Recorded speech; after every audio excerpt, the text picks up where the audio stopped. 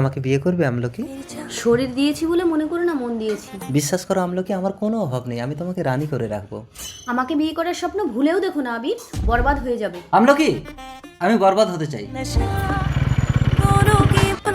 এই নে তোর টাকা। কি ব্যাপার, আমাকে 1,500 টাকা দিবি বলে ডেকে এনে 200 টাকা দিচ্ছিস? এটাই তোর দাম। ঘুমরো, তোর এত বড় সাহস! ভদ্রভাবে টাকাটা দে ঘুমরো। দাঁড়াও, তোমার 1,500 টাকা আমি দিচ্ছি আমলকি। আবির, এই না, তোকে আমি দেখে নেবো। চল ফোট শালা। থ্যাংক ইউ আবির, টাকাটা আমার ভীষণ দরকার ছিল। তুমি এসব কাজ কেন করছো আমলকি? আমলকি, আমাকে জানতেই হবে আমলকি কেন এসব করছে, কেন ওর এত টাকার দরকার। ডাক্তারের বাড়ি চলে এসেছি, শাড়িটা পরে নি। ডাক্তার বাবু, ভেতরে এসো। এই নিন ডাক্তার বাবু 1,500 টাকা, আমার স্বামীকে তাড়াতাড়ি রক্ত দিন। আমলকি বিবাহিত? রক্ত দিয়েই কিন্তু সঙ্গে সঙ্গে তোমার স্বামীকে অপারেশনটা করলেও সুস্থ হয়ে যাবে। অপারেশনের জন্য ইমিডিয়েট 1.5 লক্ষ টাকা জোগাড় করো, নইলে আমি অপারেশন করতে পারবো না।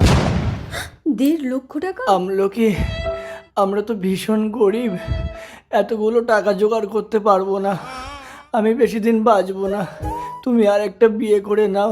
অমন কথা বলো না স্বামী, আমি তোমাকে জীবন দিয়ে বাঁচাবো। 1.5 লক্ষ টাকা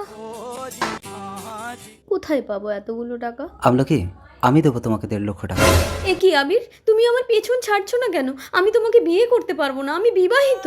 আমি না জেনে তোমাকে ব্যবহার করেছি, তাই এইটুকু উপকার করে আমাকে আমার পাপের প্রায়শ্চিত্ত করতে দাও আমলকি।